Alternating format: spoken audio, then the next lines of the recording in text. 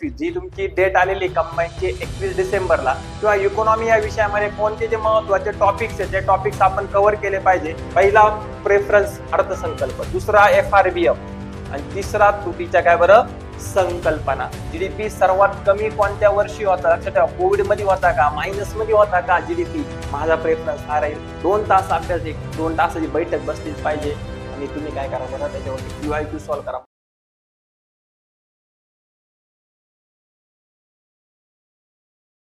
नमस्कार विद्यार्थी मित्रांनो, कर्मयोगीच्या युट्यूब चॅनलवर आपलं स्वागत आहे. आजचा जो व्हिडिओ आहे तो येणाऱ्या कंबाईन 2025 जी तुमची डेट आलेली कंबाईनची 21 डिसेंबरला, तर त्याच्यासाठी इकॉनॉमी या विषयाची स्ट्रॅटेजी काय असली पाहिजे किंवा इकॉनॉमी या विषयामध्ये कोणते जे महत्त्वाचे टॉपिक्स आहेत ते टॉपिक्स आपण कव्हर केले पाहिजे, तर त्याच्यावरती आपण हा व्हिडिओ बनवणार आहोत. तसंच आज तुमची वाली दिवाळी असल्या कारणाने सर्वांना शुभ दिवाळी. ठीक आहे, आपण वन बाय वन तुमचे सर्व महत्त्वाचे जे टॉपिक्स असतील इकॉनॉमिकचे ते आपण काय करणार आहे बरं कव्हर करण्याचा प्रयत्न करणार आहोत. पहिली गोष्ट, आता सर्व जे मुलं अटेम्प्ट देणार आहे तर त्यांना एक बेसिक गोष्ट तुम्हाला माहितीच असेल, तर 15 मार्चला तुम्हाला इकॉनॉमिक्स आहे आणि तुमचेवाले मेन्सला पण तुम्हाला जवळपास 10 क्वेश्चन आहे तुमचे कशावर असतात बरं इकॉनॉमिक्स वर असतात. तर इकॉनॉमिक्स तुमचा खूप महत्वाचा आहे. बऱ्याच मुलांना खूप डिफिकल्ट लेवलला पण जातो. काही जे चॅप्टर्स आहे त्यांच्या कन्सेप्ट त्यांच्यावाले पूर्ण होत नाही, कारण हा विषय जो आहे हा तुमचा कन्सेप्च्युअल तर आहेच आहे, प्लस तुमचं काय बरं फॅक्ट्स पण तुम्हाला काय करावं लागतं, लक्षात ठेवा. तर याच्यासाठी खूप महत्वाचा विषय तुमच्यासाठी इकॉनॉमिक्स. आता आपण याच्यावाले काय बघणार आहे बरं वन बाय वन आपण हे बघू, फक्त टॉपिक्स बघू इम्पॉर्टंट कोणकोणते. आता मी तुम्हाला ते बेसिक येणं जाणार नाही पुस्तका वाईज वगैरे वगैरे. तर मला काय वाटतंय कोणते प्रेफरन्स कोणत्या टॉपिकला सगळ्यात जास्त सर्वप्रथम दिला पाहिजे आणि तुम्ही पण अभ्यासाची मेथड अशीच असली पाहिजे का आता जे 2 महिने राहिलेले मग चला पुन्हा एक बुक करू किंवा क्लासचे काही नोट्स असतील तर तुम्ही पहिल्या चॅप्टर पासून सुरुवात करा, असं नका करू. तुम्हाला जो चॅप्टर अवघड जातोय किंवा तो चॅप्टर खूप महत्वाचा डायरेक्टली तो चॅप्टर पासून तुम्ही काय करा बरं सुरुवात करा. कारण बरेचसे लोक दारिद्र्यापासून बेरोजगारीपासून सुरुवात करतात, तर ती तुमची अभ्यासाची एक मेथड चेंज झाली पाहिजे. आपण पॉलिटीमध्ये पण डिस्कशन मध्ये तुम्हाला सांगितलं की 1 ते 51 कलमापासून मुलं म्हणजे मूलभूत अधिकार तुम्हाला माहिती आहे तरी मुलं मूलभूत अधिकारापासून सुरुवात करतात. तर तुम्ही तिथून नका करा. तुम्हाला वाटतंय की मला राज्य विधिमंडळ अवघड जाते, मला राज्यपाल अवघड जाते, मला उच्च न्यायालय अवघड जाते, तर तिथून डायरेक्टली सुरुवात करा.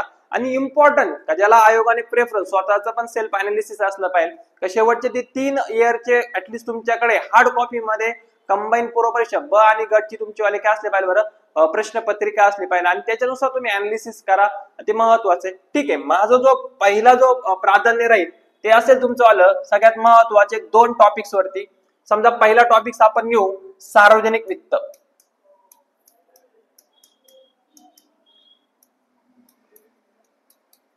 ओके, आणि दुसरा टॉपिक आहे तुमचा वाला बघा, तो आहे तुमचा वाला मौद्रिक धोरण. ऍक्च्युली सार्वजनिक वित्त घेण्यापेक्षा आपण याला राजकोषीय धोरण पण म्हणू शकतो आणि इकडे तुमचं आलं मौद्रिक धोरण, तुमचं चलन विषयक धोरण पण घेऊ शकतो. तर या 2 टॉपिक पासून तुम्ही पहिल्यांदा काय केली पाहिजे बरं सुरुवात केली पाहिजे. जास्त वेटेज यांना नाही. मग आता राहिला प्रश्न बघा सार्वजनिक वित्तामध्ये तुम्हाला काय काय करायचंय. तर सगळ्यात महत्वाची पहिली जी गोष्ट असेल ती तुमची आहे बघा अर्थसंकल्पाला. तुम्हाला एकदम बेसिक माहितच पाहिजे बघा अर्थसंकल्प कधी सादर केला जातो, काय सादर केला जातो, कधी कोणते मांडले, सर्वाधिक कोणी मांडले वगैरे. हा झाला त्याचा ऐतिहासिक पार्श्वभूमी. परंतु या तुमच्या कंबाईन पूर्व परीक्षेसाठी तुम्हाला अर्थसंकल्प 2024-25 आणि 2025-26 हे दोन्ही अर्थसंकल्प तुमचे करणं महत्वाचं आहे. तुमचा भारताचा पण असेल, तुमचा काय बरं महाराष्ट्राचा पण असेल. या वर्षी पण त्यांनी प्रश्न विचारला होता की महाराष्ट्रातून सर्वाधिक कर कुठून भेटतो, तर तो एक प्रश्न होता. तुम्हाला माहित पाहिजे बघा 24 आणि 25 किंवा 25 आणि 26 याची तुम्हाला अर्थसंकल्प तुम्हाला करणं आहे. सोबतच आता हे अर्थसंकल्प कधी करू शकतात की तुम्हाला या चॅप्टर मधल्या कन्सेप्ट माहित पाहिजे. जशी तुमचीवाली सरकारची काय असते बरं जमा असते, सरकारचा काय असतो बरं खर्च असतो. जमा आणि खर्च, जमामध्ये पुन्हा तुमचे 2 भाग पडतात. एक असते महसुली जमा असते आणि एक तुमची कोणती असते बरं भांडवली जमा असते. सेम तुमचा खर्चामध्ये पण 2 भाग पडतात. तर हे 2 भाग तुम्हाला माहित पाहिजे. महसुलीमध्ये पुन्हा कर आणि काय बरं करेतर असतात. मग ह्या चॅप्टर मध्ये तुम्हाला काय भांडवलीमध्ये पण पुन्हा कर्ज आणि काय बिगर कर्ज असतं. तर पहिले तुम्हाला काय करायचंय, बजेट जेव्हा राहील तुमच्याकडे, अर्थसंकल्प तुम्हाला भेटेल, तर त्यामध्ये तुम्हाला माहित पाहिजे का सगळ्यात जास्त जमा कुठून भेटते, महसुली जमा कुठून भेटते, भांडवली जमा कुठून भेटतो, किंवा सरकार सर्वाधिक खर्च कशावरती करते, महसुली खर्च कशावर करते, भांडवली खर्च कशावर करते. तर याच्यावरती सगळ्यात जास्त प्रेफरन्स तुमचा असला पाहिजे. याच्यावरती तुम्हाला काय बरं एक तरी प्रश्न तुम्हाला येणार आहे, म्हणजे येणार आहे, लक्षात ठेवा. ओके, कोणत्या क्षेत्रात, फक्त प्रश्न तुम्हाला कळला पाहिजे. एकूण जमा विचारली तर दोन्ही पैकी कोणता येऊ शकतं, जो असेल हायएस्टला. पण महसुली विचारली तर बघा, एकूण जमा, एकदम लेटेस्ट एक्झाम्पल दे, एकूण जमा जर विचारली तर तुमची कर्जापासून भेटते, लक्षात ठेवा, एकूण जमा. पण जर तुम्हाला महसुली जमा विचारली तर महसुली जमा तुम्हाला माहित पाहिजे सध्या कुठून भेटते, आपल्याला आयकरापासून भेटते. कोणता कर, तर आयकर हा महसुलीचा पार्ट झाला. मग त्याच्यामुळे तुम्हाला कळलं पाहिजे आयोग कोणते प्रश्न विचारतंय, त्याची डिमांड काय आहे. थोडस सिली मिस्टेक होऊ शकते इथे. माझा सुद्धा 2021 ला काय झाला होता बरं, मेन्सला तो सिली मिस्टेक झाला होता. STI ची ज्यावेळेस मेन्स दिली होती त्यावेळेस त्याच्यावरती सिली मिस्टेक झाली होती. हे तुम्हाला माहित पाहिजे. सेम तुमचा खर्च, महसुली खर्च माहित पाहिजे, भांडवली खर्च माहित. अजून काय करू शकतो बघा ह्या चॅप्टर मध्ये. ठीक आहे, आपण मौद्रिक धोरणाची दुसरी स्लाइड बघू. याच्यामध्ये आपण बघू, हा एक पार्ट झाला. दुसरा पार्ट तुम्हाला माहित पाहिजे बघा, याच्यातला सगळ्यात महत्वाचा कायदा FRBM ऍक्ट 2003. हा कायदा आहे. ह्या कायद्याबद्दल तुम्हाला डिटेल माहिती पाहिजे. या कायदा कधीचा आहे, संसदेने कधी पारित केला, याच्यावर स्वाक्षरी कधी झाला, याची अंमलबजावणी कधी झाली, या FRBM कायद्याबरोबरचे उद्दिष्ट काय आहे. जसं उद्दिष्ट काय तुमच्यावाली काय असतील, महसुली तूट असेल, शासनाला कर्ज द्यायचंय का नाही द्यायचंय, किंवा तुमच्यावाली कोणती तूट असेल बरं, राजकोषीय तूट असेल, त्या किती प्रमाणामध्ये कमी करायच्या आहे, याच्या रिलेटेड कोणत्या समित्या आहे. समजा विजय केळकर गट आहे, विजय केळकर तुम्हाला माहित पाहिजे 2 वेळा त्यांनी केलेले आहे, शिफारसी केलेल्या आहे. टार्गेट्स तुम्हाला माहित पाहिजे, हे टार्गेट्स तर डिटेल मध्ये करायचंय. आणि इव्हन इथून पुढे गेल्यानंतर की ह्या कायद्याची काय करा, पुनर्रचना करा, असं NK सिंग समितीने सांगितलं होतं. तर NK सिंग समिती तुम्हाला डिटेल मध्ये करायची, किंवा पुनर्रचना करून काय नाव बदलायचंय, याच्यावर सारखी FRBMच्या जागी काय आणायचंय, त्यांचे टार्गेट्स किती पर्सेंटेज न कमी केलं पाहिजे हे तुम्हाला माहिती पाहिजे. FRBM कायद्याचे उद्दिष्ट तुम्हाला माहित पाहिजे. इव्हन एकदम सिंपल प्रश्न विचारलेला आहे, याचं मराठीमध्ये त्यांनी फुल, म्हणजे याचा काय म्हणतात फुल फॉर्म सुद्धा त्यांनी विचारलेला आहे FRBM ऍक्टचा, हे तुम्हाला माहित पाहिजे. तर सगळ्यात बघा, अर्थसंकल्प नंतरचा सगळ्यात महत्वाचा टॉपिक या चॅप्टर मध्ये बरं तुमचा काय बरं, FRBM आहे. आणि तिसरा घटक जर बघितला आपण, तर तिसरा घटक काय बरं, तुटीच्या संकल्पना. लक्षात ठेवा, तुटीच्या काय बरं संकल्पना. आणि तुटीच्या संकल्पना याच्यामध्ये तुम्हाला ते प्राथमिक तूट विचारू शकता. जास्त जोर कुठं असतो बघा, प्राथमिक तूट, राजकोषीय तूटवर असतो. अजून कशावर असतो तुमचा, महसुली तूट असेल, प्रभावी महसुली तूट असते, परिणामी महसुली तूट असते. याच्यावरती अजून PYQ बघितलं तर संरचनात्मक महसुली तूट आहे, चक्रीय तूट आहे, भरपूर आहे. या तुटीच्या संकल्पना तुम्हाला माहिती पाहिजे, इथे विचारलं जातं. किंवा अर्थसंकल्पीय तूट आहे, ती काय करण्यात आली बरं, शून्य दाखवण्यात आली, कोणत्या समितीनुसार करण्यात आली, तर ते तुम्हाला माहिती पाहिजे. ह्या तुटीच्या संकल्पना करायची बघा. पहिला प्रेफरन्स अर्थसंकल्प, दुसरा FRBM, आणि तिसरा तुटीच्या काय बरं संकल्पना. आणि चौथा मी देईल तो, चौथा नाही ऍक्च्युअली, तो शेवटलाच घ्यायचा असतो आपल्याला, पण महत्वाचा आहे तो, पण तो आहे तुमचं राजकोषीय धोरण. राजकोषीय धोरण कोण राबवतं, सरकार राबवतं. आणि राजकोषीय धोरण का राबवलं जातं, तर वित्तीय स्थिरता आणण्यासाठी, किंमत स्थिरीकरणासाठी. मग किंमत वाढवण्यासाठी, चलन वाढवण्यासाठी सरकार काय काय करू शकतं, आयकर कमी करू शकतो का, किंवा तुमचा वाला काय बरं चलन घट करण्यासाठी आयकर वाढू शकतो का, तर हे तुम्हाला माहित पाहिजे. जर समजा आयकर बघा, एकदम बेसिक मध्ये सांगतो बघा, आपल्याकडे वेळ नाही पूर्ण स्ट्रॅटेजी आपल्या करायचं, आपण पहिल्या चॅप्टर वरती, पण मी तुम्हाला सांगतो की 2 ते 3 मार्क इथे फिक्स होणार आहे. आता एकदम बेसिक अभ्यास कसा पाहिजे, राजकोषीय धोरणामध्ये काय करायचं तुम्हाला, की समजा आयकर आहे, मग आयकर जर आयकर कमी केला, किंवा आता एकदम सिंपल एक्झाम्पल दिलं की 7 लाखावरून किती लाखापर्यंत नेला आपण, 12 लाखापर्यंत गेला. म्हणजे काय झालं माहिती का, 12 लाखाच्या आत, आधी किती लाखाच्या आत होते, 7 लाखाच्या आत काय होते तुमचेवाले बरं, कर मुक्त होते, म्हणजे ज्यांना आयकर भरावा लागत नाही. आता 12 लाख, हे जे वरचे 5 लाख जे वाढवलेले, हे लोकांना आता टॅक्स भरावा लागणार नाही. म्हणजे यांच्या हातामध्ये पैसा काय उरतोय बरं, जास्त उरतोय खर्च करण्यासाठी, आणि म्हणून ते मार्केटमध्ये जातील, दिवाळीला काहीतरी चांगल्या गोष्टी वगैरे घेतील, कारण त्यांना माहिती आहे आता आपल्याला पुढच्या वेळेस टॅक्स भरायला लागणार नाही, तर त्यांची सेव्हिंग होती आणि मग ते खर्च करतील, आणि ते खर्च केल्यानंतर काय होईल बरं, किमतीची डिमांड वाढेल मार्केटमध्ये आणि पुन्हा चलन वाढ होऊ शकते, पुन्हा गव्हर्नमेंटला टॅक्स वगैरे हे तुम्हाला माहित पाहिजे. ओके. किंवा आयकराचे दर वाढवले, समजा आता आयकराचे समजा असं करू का 12 लाखाचे 3 लाखापासून आयकर गोळा करायला लागला, तर सरकार लोकांकडे पैसा खर्च करायला, म्हणजे तो जो राहणार आहे तो तुमचा आयकरामध्ये जाणार आहे, मग त्यावेळेस वस्तूंची डिमांड ऑटोमॅटिकली काय होईल बरं, कमी होईल, आणि कमी झाल्यानंतर काय होऊ शकते, चलन घट होऊ शकते. हे आपल्या राजकोषीय धोरणामध्ये पाहिजे. अप्रत्यक्ष टॅक्सने काय होतंय तुमचं वालं हे तुम्हाला माहित पाहिजे. सार्वजनिक खर्चात वाढ केल्याने काय होतंय सरकारकडून ते माहित पाहिजे. एखाद्या योजनेवरती सरकार आणली, समजा एमजी नरेगा योजना आणली, तर एमजी नरेगा योजनेनं काय इम्पॅक्ट होणार चलनवाढी आणि घटीवरती हे तुम्हाला माहित पाहिजे. हे सगळं तुम्हाला राजकोषीय धोरण या चॅप्टर म्हणजे या टॉपिक मध्ये करायचं आहे. 4 टॉपिक आहे बघा, 4 पैकी तुम्हाला 2 मार्क तर कुठेही जाणार नाही, फक्त हे करा. बाकीची काही बडबड काही म्हणजे बाकीचं काही वाचित नका बसू, भरपूर याच्यामध्ये दिलेलं राहतं तर ते नका वाचित बसू. बघा, बजेट, FRBM ऍक्ट, तुटीची संकल्पना आणि काय बरं, राजकोषीय धोरण. सगळ्यात महत्वाचा पहिला टॉपिक सार्वजनिक वित्त. ओके. दुसरा टॉपिक घेणार आहे आपण. दुसरा टॉपिक जर घेतला आपण तर तो आहे तुमचं वाला काय बरं, चलन विषयक धोरण.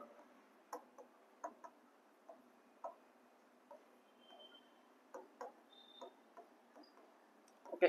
चलन विषयक धोरण.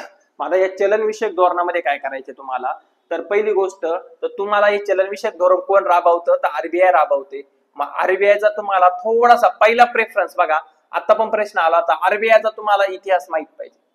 मग आरबीआयची स्थापना कशी झाली, आरबीआयच्या अगोदर कोण आपली वाली एखादी रिझर्व्ह बँक होती का, सेंट्रल बँक होती का, कोणाला नोटा छापण्याचा अधिकार होता, प्रेसिडेन्शियल बँक, म्हणजे ते बँकिंग चॅप्टर राहणार आहे त्याच्यामध्ये, पण आरबीआयचं तुम्हाला थोडंसं माहिती पाहिजे. आणि नंतर आरबीआयच्या चलनविषयक धोरणाची काय बरं साधनं तुम्हाला माहिती पाहिजे.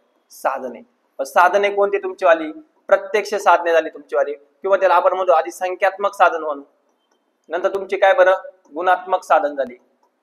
मग संख्यात्मक मध्ये पण तुमचे 2 प्रकार पडतात, प्रत्यक्ष आणि काय बरं अप्रत्यक्ष येतो. आणि ही कोणती कोणती साधने आहे, मग CRR काय आहे, SLR काय आहे, आणि त्यांच्या चलन वाढीवरती किंवा चलन घटीवरती काय परिणाम करू शकतो. ओके. नंतर इथे गुणात्मक साधनं कोणती आहे, अप्रत्यक्ष मध्ये बँक रेट काय आहे, रेपो रेट काय आहे, त्याच्यामध्ये टर्म रेपो नावाची कन्सेप्ट आहे, MSF कधी आलेली आहे, तर ह्या तुम्हाला गोष्टी माहिती असणं काय आहे गरजेचं आहे. काय कमी केल्यानं चलन वाढवते किंवा काय वाढवल्याने चलन घट होते हे तुम्हाला माहिती असणं गरजेचं आहे. एकदम बेसिक आहे. मौद्रिक धोरण चॅप्टर व्यवस्थित करायचा, प्रॉपर करायचा, चॅप्टर करा, कन्सेप्ट समजून घ्या आणि PYQ काय करा बरं एकदा बघत चला. याच्या सोबतच बघा तुम्हाला बघायचंय की महाग पैशाचं धोरण काय असतं हे तुम्हाला माहित पाहिजे. त्याला आपण काय म्हणतो बरं, डिअर मनी म्हणतो. सोबतच तुम्हाला काय माहित पाहिजे बरं, स्वस्त पैशाचं धोरण माहित पाहिजे.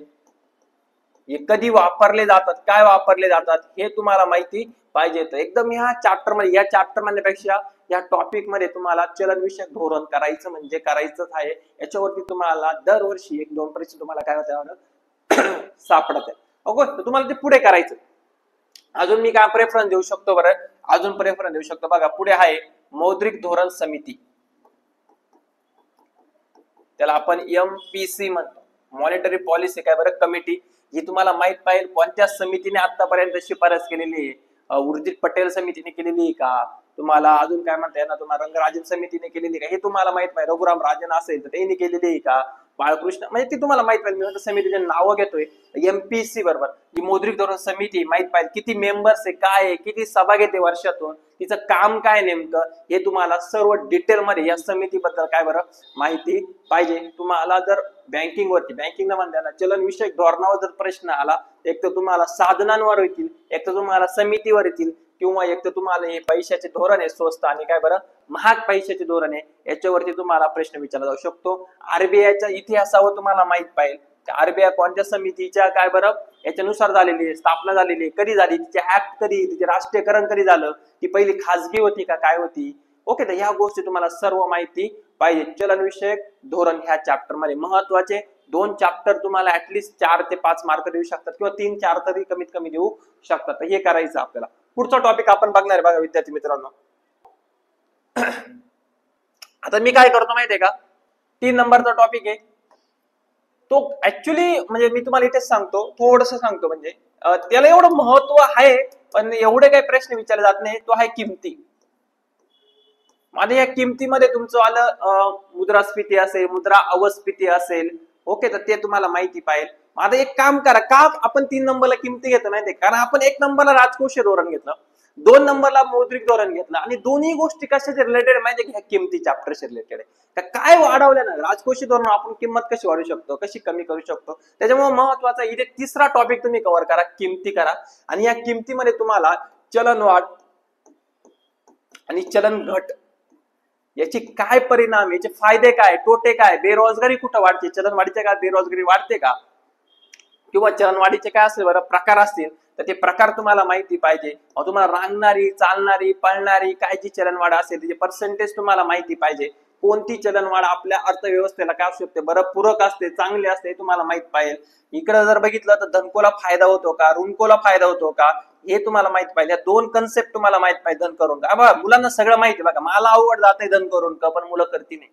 त्यांनी करा, आत्ताच वेळ आहे. इकॉनॉमी मध्ये तुम्हाला ऍटलीस्ट कमीत कमी 10-11 मार्क घ्यायचे. 2 विषय पॉलिटी आणि इकॉनॉमी 30 मार्काला आहे. जो विद्यार्थी 30 पैकी जवळपास 25-26 मार्क घेतो तो पोरगाला 100% पास होतो. 50% तुमचं वालं मेरिट ह्या 2 विषयांना लक्षात ठेवा. तुमचं 60-62 मार्काला मेरिट लागेल असेल तर 30 मार्काला तुमचे 2 विषय.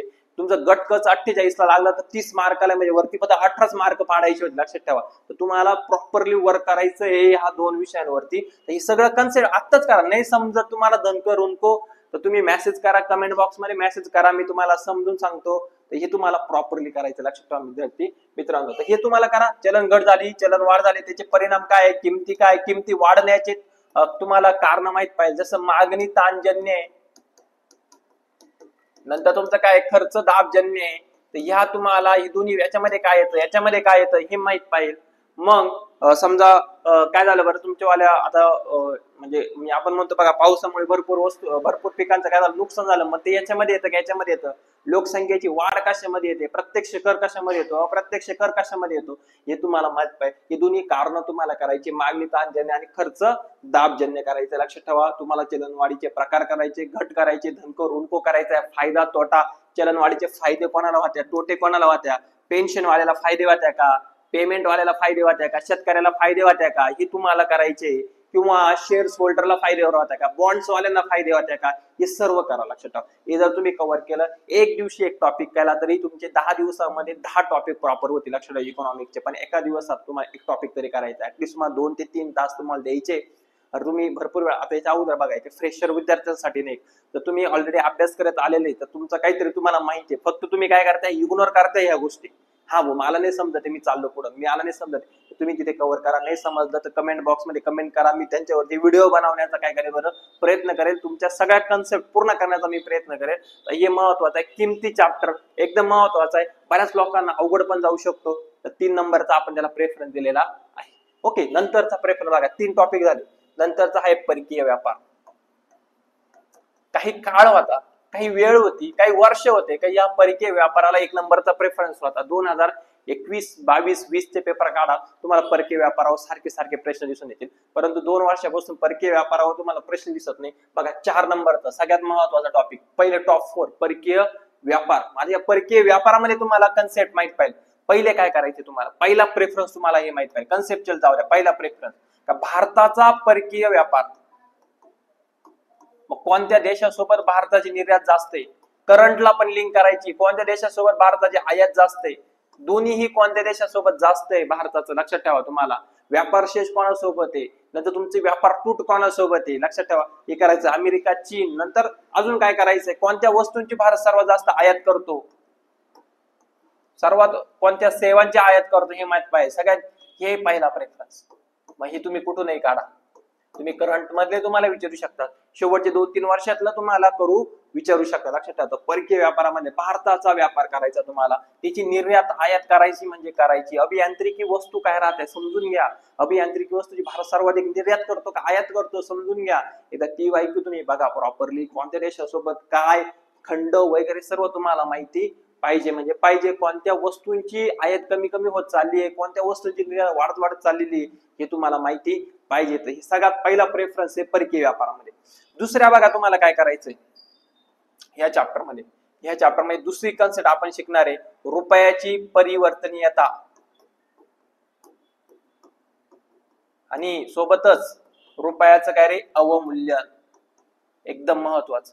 अवमूल्यन आणि परिवर्तनीयता काय, ह्या कन्सेप्ट बघून घ्या. अवमूल्यन भारताने कधी कधी केलंय, काय काय केलंय, किती वेळा केलंय, किती पर्सेंटेज मध्ये केलंय हे माहित पाहिजे. अवमूल्यनाचे परिणाम काय ते तुम्हाला माहित पाहिजे.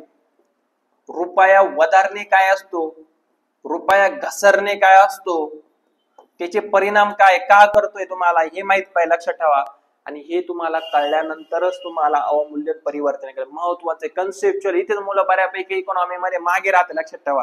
दारिद्र्य, बेरोजगारी, मुलांचं तोंड पाठ आहे. मुलांनी 2-2, 3-3, 4-4, 5-5 वर्ष मुलांनी अभ्यास केलेला आहे. आकडेवारी तोंड पाठ आहे, पण अजूनही बऱ्याचशा कन्सेप्ट ह्या तुमच्या काय झालेल्या नाही बरं, क्लिअर झालेल्या नाही. तर मग तुमचं हे माहित पाहिजे, रुपया घसरणे, वधारणे, अवमूल्यन माहित पाहिजे, कधी काय केलं, त्याचे परिणाम काय. आणि सोबतच संकल्पना महत्वाचे बघा, जसंच कॅड, करंट अकाउंट काय बरं, डिफिशिट, चालू खात्यावरील तूट. मग तुम्हाला माहित पाहिजे चालू खातं कोणतं आहे, त्या चालू खात्यामध्ये काय असतं, भांडवली खात्यामध्ये काय काय येतं हे तुम्हाला माहित पाहिजे. चालू खात्यामध्ये तुमचं काय आहे, दृश्य खातं काय असतं, अदृश्य खातं काय आहे, नेमक्या कोणत्या खात्याला व्यापार तोल म्हटला जातो, कोणत्या खात्याला व्यवहार तोल म्हटला जातो, हे तुम्हाला माहिती पाहिजे म्हणजे पाहिजे. कॅड कमी करण्यासाठी आपण काय करू शकतो, जे आपली करंट अकाउंट डिफिशिट आहे म्हणजे काय, तुमच्या आयात आणि काय बरं निर्यात, काय करू शकतो कॅड कमी करण्यासाठी, त्या गोष्टी तुम्हाला माहित पाहिजे.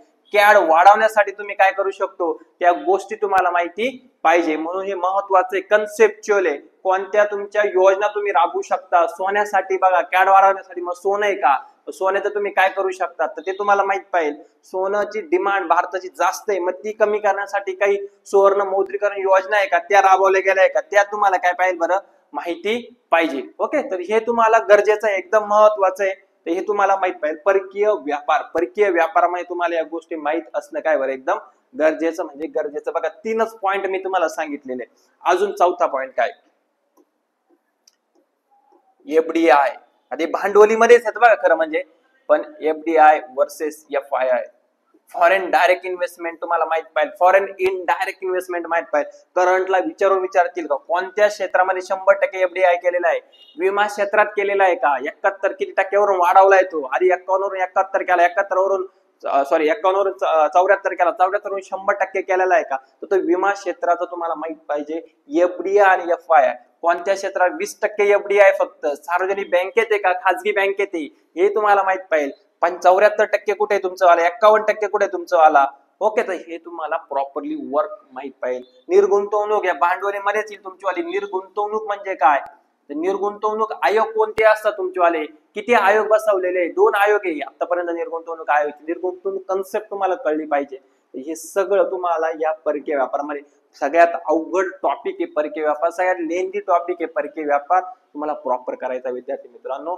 2 वर्षापासून किंवा 1-1.5 वर्ष प्रश्न नाही, म्हणजे शेवटचे 2 वर्ष नाही म्हणता, 2 पेपरापासून शेवटचे कंबाईनचा प्रश्न नाही परकीय व्यापारावरती, परंतु ह्या वर्षीच्या पेपरवरती परकीय व्यापारावरती प्रश्न असू शकतो, लक्षात ठेवा. म्हणून व्यवस्थित करायचे. पहिले 4 टॉपिकला तुम्हाला 5 ते 6-7 मार्क पण येऊ शकतात, लक्षात ठेवा प्रश्न. आणि नंतर मग इथून तुमचे बाकीचे टॉपिक काय होते बरं चालू होते. मी पुन्हा सांगतो. यस, पुढचा टॉपिक घेऊ आपण 5 नंबरचा.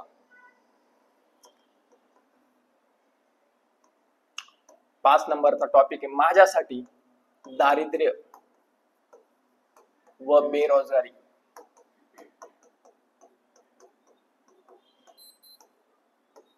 दारिद्र्य व काय, बेरोजगारी. मग तुम्ही दारिद्र्य बघा. मग दारिद्र्याचे तुम्हाला प्रकार बघा. सापेक्ष दारिद्र्य काय, मग निरपेक्ष दारिद्र्य बघा तुम्ही काय, त्याच्या समित्या बघा. आता याच्यावरती मी जास्त बोलणार नाही, सगळ्यांचा तोंड पाठ डायरेक्ट आकडेवारी सहित पाठ आहे. ही समिती तज्ञ लोकांची समिती आहे, नियोजन आयोगाच्या समित्या, लकडवाला काय, दांडेकर रथ काय, कॅलरीज काय, सगळं माहिती आहे. पैसे माहित पाहिजे तुम्हाला. निश्चित समितीचे असं नका करू, निश्चित दारिद्र्याची आकडेवारी नका करू. एकूण दारिद्र्य करायचंय तुम्हाला, शहरी करायचंय तुम्हाला, ग्रामीण करायचंय, त्याच्यासाठी किती पैसे लागले, प्रति मासिक करायचंय, प्रतिदिन करायचंय तुम्हाला, हे सगळं माहित पाहिजे. लक्षात ठेवा. जे संकल्पना आहे URP, MMRP, MRP असेल, MMRP, या सर्व संकल्पना तुम्हाला करायच्या आहे. हे सगळं माहित पाहिजे. सोबतच तज्ञ लोकांची पण करा. त्यांनी किती कॅलरी सांगितल्या ते सांगा, ते करा. त्याच्यासोबतच अजून काय पॉवर्टी काय गॅप नावाची कन्सेप्ट आहे ती तुम्हाला माहित पाहिजे. सोबतच नवीन एक कन्सेप्ट आहे पॉवर्टी ट्रॅप नावाची अभिजित बॅनर्जीची, ती तुम्हाला माहित पाहिजे. सर्व तुम्ही दारिद्र्य चॅप्टर मध्ये करा. आणि बेरोजगारीमध्ये करण्यासारखं काही नाही, पण एक नक्की करा ती बाकीच्या तर बेरोजगारीचे प्रकार तुम्ही करणारच आहे, पण त्या बेरोजगारी मोजण्याच्या पद्धती नक्की करा. युपीएस पद्धत असेल तुमची, सीडीएस पद्धत असेल, सीडब्ल्यूएस पद्धत असेल, याच्यामध्ये प्रतिदिन काय, प्रति व्यक्ती काय, किती दिवस किमान काम केल्यानंतर बेरोजगार ठरवलं जातं किंवा रोजगारी ठरवलं जातं, हे करा. या 3 मेथड्स तुम्हाला करायची. आकडेवारी करू नका बेरोजगारीच्या आकडेवारीवरती तुम्हाला प्रश्न विचारला जाणार नाही, लक्षात ठेवा. बेरोजगारीच्या आकडेवारी कधी गव्हर्नमेंट सुद्धा विचारण्याचा प्रयत्न करणार नाही, लक्षात ठेवा. हा जास्तीत जास्त कोणत्या राज्यामध्ये बेरोजगारी जास्त आहे राज्यांमध्ये ते तुम्हाला विचारते, कोणत्या राज्यात कमी बेरोजगारी आहे ते तुम्हाला विचारतील. हे करायचं, राज्य करून ठेवायचे जास्त आणि कमीचे. सेम कोणत्या राज्यामध्ये दारिद्र्य काय आहे, जास्त आहे आणि कमी आहे. शक्यतो आकडेवारी बघा 2005, 6, 2009, 10 आणि 2011 आणि 12 ची दारिद्र्याची आकडेवारी माहित पाहिजे तुम्हाला.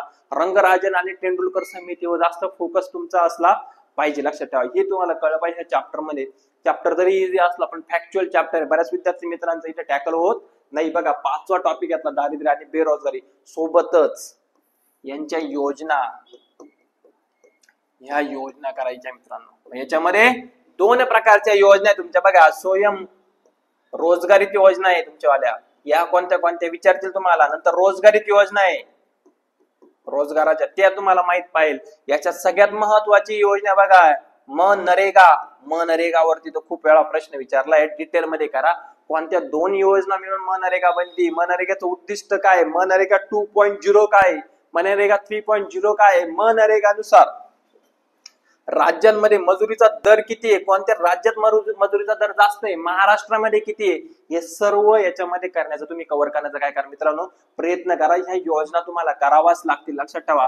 भारत काही इतर पण योजना आहे, भारत निर्माण योजना असेल, ग्रामोदय योजना असेल, या सर्व योजना तुम्हाला कव्हर करायच्या आहे, म्हणजे करायच्या आहे, लक्षात ठेवा. हे 100% तुम्हाला आयोग इथे प्रश्न विचारला जाऊ शकतो. हे सर्व करा. हा तुमचा 5 नंबरचा टॉपिक आहे. पहिला सार्वजनिक वित्त, दुसरा मौद्रिक धोरण चलन विषयक धोरण, तिसरा तुमचा किमती, चौथा परकीय व्यापार आणि 5वा टॉपिक आहे दारिद्र्य आणि किती बरं बेरोजगारी. पुढचा टॉपिक घेणार आहे बघा 6 नंबरचा राष्ट्रीय उत्पन्न. सर्वात मुलांना जाणारा अवघड टॉपिक. आज ह्या वेळेस आयोगाने 2 ते 3 प्रश्न राष्ट्रीय उत्पन्नावर टाकले होते आणि प्रॉपर कन्सेप्च्युअल प्रश्न टाकले होते. बघा लक्षात ठेवा. आता आयोग काय करते, इकॉनॉमीला एखादा पॅटर्न लावून धरतं. कधी कधी तुम्हाला परकीय व्यापारावरती 2-3 प्रश्न सापडतील, कधी कधी तुम्हाला राष्ट्रीय उत्पन्नावर, कधी कधी तुम्हाला दारिद्र्यावरती सापडतील. तर हे प्रॉपरली तुम्हाला माहित पाहिजे. आता आपण 6 नंबरचा टॉपिक करतोय राष्ट्रीय उत्पन्न. पहिले काय करायचंय, पहिले सगळ्या संकल्पना माहित पाहिजे. तुम्हाला जीडीपी माहित पाहिजे. नाही कळली कमेंट बॉक्स मध्ये करा, व्हिडिओ बनवू आपण. नंतर तुमचे काय असले पाहिजे, जीएनपी माहित पाहिजे. ओके, तुमच्या एनडीपी माहित पाहिजे, निव्वळ काय असतो, एनएनपी माहित पाहिजे तुम्हाला, लक्षात ठेवा. घसारा काय असतो माहित पाहिजे, बाजार किंमत काय असते तुम्हाला, अजून काय घटक किंमत, व्हॅट काय, व्हॅल्यू ऍडेड, हे तुम्हाला सगळं, मध्यमवर्ती खर्च काय असतो तुम्हाला, या सगळ्या संकल्पना तुम्हाला माहित पाहिजे. ह्या चॅप्टर मध्ये तुम्हाला विचारता, म्हणजे विचारतात 101% तुम्हाला विचारू शकता या संकल्पना या राष्ट्रीय उत्पन्नाच्या चॅप्टर मध्ये. पुढे काय अजून का 1951 पासून ते 2000 किती समजा 11 पर्यंत तरी ऍटलिस्ट घ्या, किंवा करंट मध्ये पर्यंत जरी घेतलं तरी चालेल. कोणते 3 क्षेत्र आहे तुमच्यावाले ते माहित पाहिजे तुम्हाला. कृषी क्षेत्र, नंतर तुमचं काय उद्योग क्षेत्र, नंतर तुमचं काय सेवा क्षेत्र. तर कोणत्या क्षेत्रानं सगळ्यात जास्त वाटा आहे, उद्योग क्षेत्राचा किती आहे, कृषी क्षेत्राचा किती आहे, कोणत्या क्षेत्राने किती जास्त जागा घेतलेली, कोणाची जागा घेतली, हे माहित पाहिजे.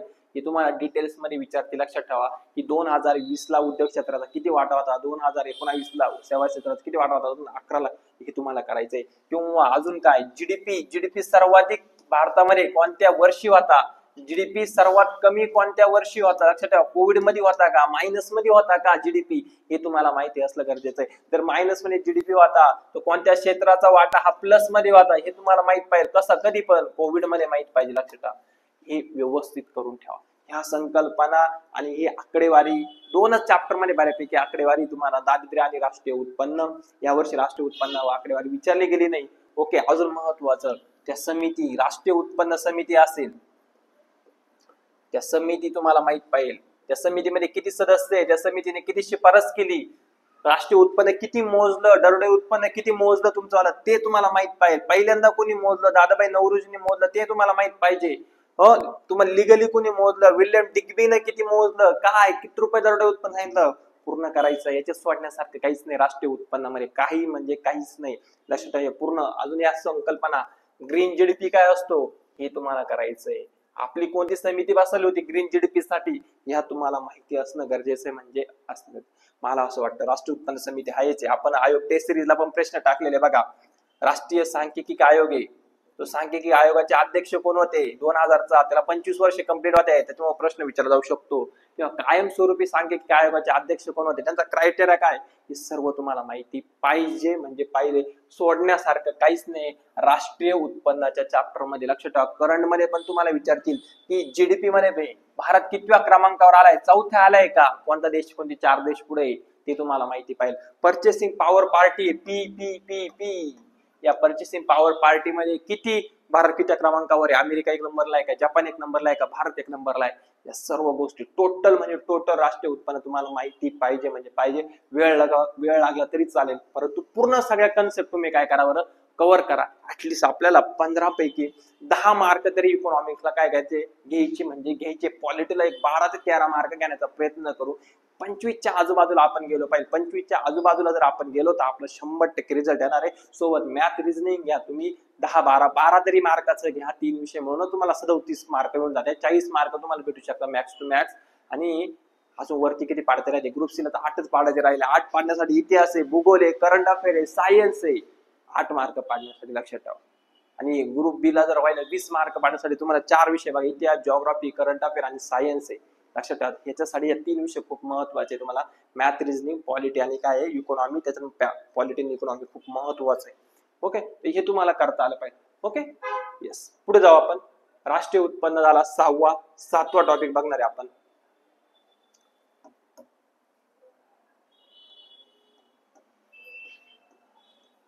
बघा, नाणे बाजार. नाणे बाजार हा तुमचा 7वा टॉपिक आहे. बघा, एक काम करतो मी, दोन्ही इथेच घेतो ना. 7वा टॉपिक घेऊ नाणे बाजार, आणि 8वा टॉपिक घेऊन टाकू आपण भांडवली बाजार.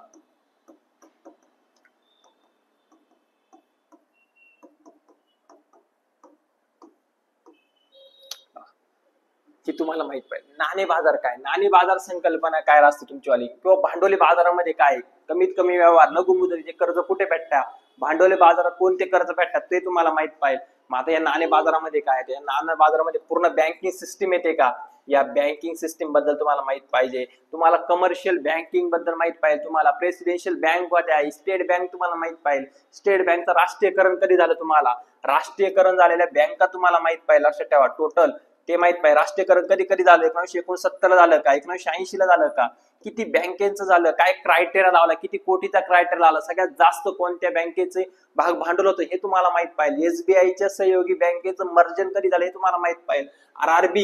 आरआरबी काय हे तुम्हाला माहित पाहिजे. आरआरबी कमी करायची, आरआरबी विलिनीकरण करायच्या समित्या तुम्हाला माहित पाहिजे. विजय केळकर समिती का ही तुम्हाला माहित पाहिजे. हिने काय सांगितलं, व्यास समिती का, व्यास समितीने काय सांगितलं, आरआरबी सध्या किती आरआरबी करंट मध्ये तुमच्या काय आता न्यूज पण आलेली, किती आरआरबी करायचे, किती विलिनीकरण करायचंय, जुन्या खाजगी बँका काय असत्या, नव्या खाजगी बँका काय तुमच्यावाल्या, हे तुम्हाला माहित पाहिजे. खाजगी बँकेला 1991 नंतर पहिल्यांदा प्रेफरन्स, कोणती पहिली बँक स्थापन झाली ती तुम्हाला माहित पाहिजे. यासोबतच बँकिंग सेक्टर मध्ये नरसिंहन समिती फर्स्ट आणि नरसिंहन समिती काय सेकंड, या दोन्ही समित्या तुम्हाला काय बरं माहिती पाहिजे.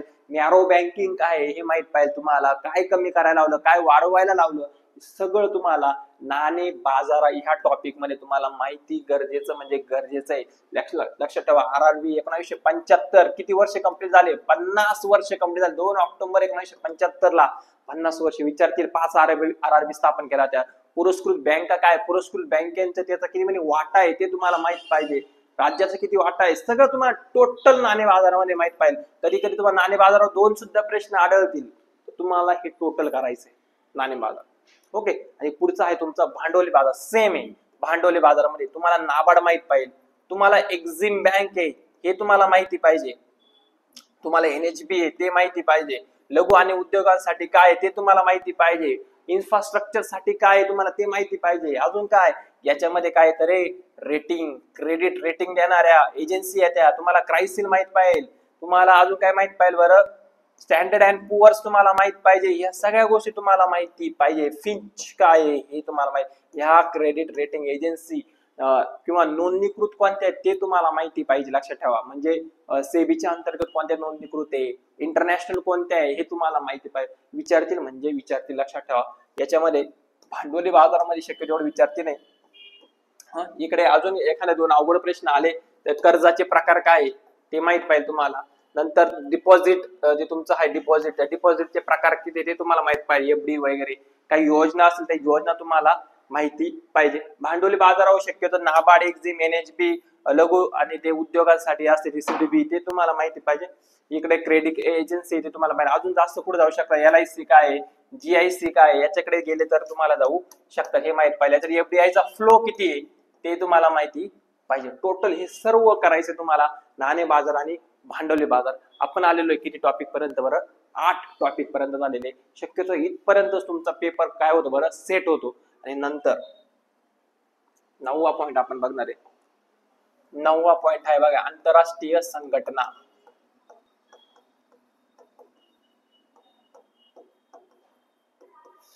आंतरराष्ट्रीय संघटनामध्ये काय, पहिली घ्या IMF माहित पाहिजे, वर्ल्ड बँक माहित पाहिजे, वर्ल्ड ट्रेड ऑर्गनायझेशन. या तिन्ही संघटना डिटेल मध्ये करायचंय. IMF चे तुमचे उद्दिष्ट माहित पाहिजे, तिघांचे उद्दिष्ट माहित पाहिजे. लक्षात ठेवा. पहिले हे पण उद्दिष्ट माहित पाहिजे, हे पण उद्दिष्ट माहित पाहिजे. वर्ल्ड ट्रेड ऑर्गनायझेशनच्या अगोदर गॅट होती, गॅट, ही गॅटचे पण उद्दिष्ट तुम्हाला माहित पाहिजे. काय का बरं चेंज केले, ह्या वर्ल्ड ट्रेड ऑर्गनायझेशनच्या फेऱ्या, एकूण टोटल गॅटच्या फेऱ्या म्हणतो आपण त्याला, त्या गॅटच्या फेऱ्या माहित पाहिजे. कोणत्या फेरीमध्ये वर्ल्ड ट्रेड ऑर्गनायझेशनची स्थापना झाली, काय त्या फेऱ्यांमध्ये उद्दिष्ट होते, काय होते, सीमा शुल्क कमी करा, करे तर काय शुल्क असेल तो कमी करा होते का, कृषी रिलेटेड होते, कोणत्या फेरीमध्ये कृषी आणली, कोणत्या फेरीमध्ये डम्पिंग आणली, हे तुम्हाला माहिती पाहिजे. अजून काय याच्यामध्ये सगळ्यात महत्वाचं, याच्यामध्ये तुम्हाला माहित पाहिजे अंबर बॉक्स कोणता आहे तुमचा वाला,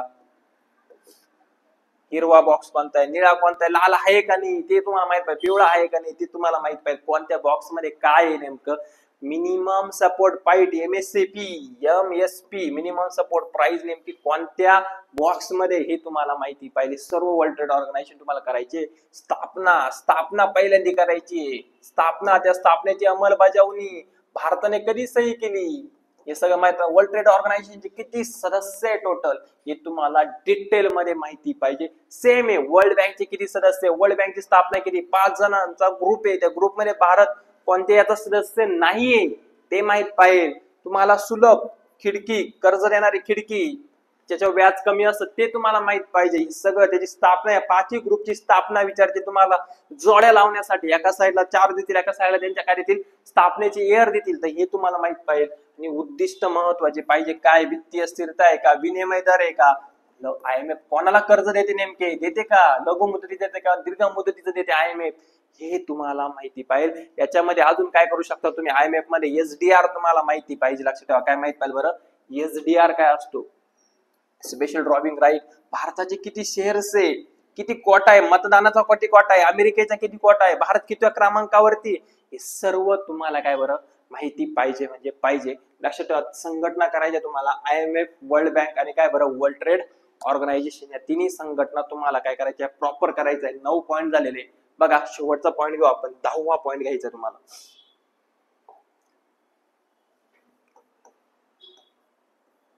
10वा पॉईंट, आणि 10वा पॉईंट घेऊ आपण बघा, पंचवार्षिक योजना. शक्यतो आता पंचवार्षिक योजनेवरती प्रश्न येणं काय झालेलं आहे, बंद झालेलं आहे. का बरं बंद झालेलं आहे, कारण पंचवार्षिक योजना आपण बंद केलेला आहे नियोजन आयोग, आणि त्याच्या ऐवजी काय आणलेलं आहे, नीती आयोग आणलेला आहे. परंतु तुम्हाला भले पंचवार्षिक योजनेवर प्रश्न येणं बंद केलेलं आहे, परंतु असे काही प्रश्न येतात जसं भिलाई पोलाद प्रकल्प कोणत्या राज्यामध्ये आढळून येतो, तर ते तुम्हाला इकडे पाहिजे पंचवार्षिक योजनेमध्ये माहिती आहे. एकदा पंचवार्षिक योजना प्रॉपरली करण्याचा प्रयत्न करा जर तुमच्याकडे टाइम उरला. असं नाही होणार कदाचित तुम्हाला 3 ते 4 2-3 प्रश्न पंचवार्षिक योजनेवरती चुकून मुकून एखादा प्रश्न पंचवार्षिक योजनेवर येऊ शकतो. तसंच तुम्हाला काय करायचं माहितीये का, नीती आयोग करायचे, पण हे प्रॉपर करा. हे त्याची उद्दिष्ट काय आहे, संघराज्य निर्माण करतंय का नाही, का एकात्मिक पद्धत निर्माण करतंय नीती आयोग, कोण अध्यक्ष राहत्या, करंट मध्ये काय, उपाध्यक्ष कोण आहे तुमचेवाले, कोण सदस्य आहे, सगळं तुम्हाला माहिती आहे. प्रॉपर डिटेल मध्ये नीती आयोग करायचा आहे. नीती आयोगाचा अजेंडा काय, उद्दिष्ट अजेंडा म्हणजे 2047 पर्यंत भारत कसा असला पाहिजे, काय असला पाहिजे, सर्व तुम्हाला प्रॉपर नीती आयोग करायचे. लक्षात ठेवा, प्रॉपर आणि प्रॉपर. म्हणजे पंचवार्षिक योजनेपेक्षा पण इम्पॉर्टंट तुमचा आत्ताच्या स्थितीला काय माहितीये का, नीती आयोग आहे. नीती आयोग तुम्हाला करावा लागणार, म्हणजे लागणार. त्याची स्थापना काय झाली, सर्व टोटल करायचं तुम्हाला ह्या चॅप्टरवरती. छोटा टॉपिक आहे, कोणत्या देशाच्या धर्तीवर आपण घेतलेल्या उद्दिष्ट करा. लक्षात ठेवा, एक आयोग सारखे रिपीट एकदा PYQ प्रॉपर करायचे तुमच्या नीती आयोगावरती.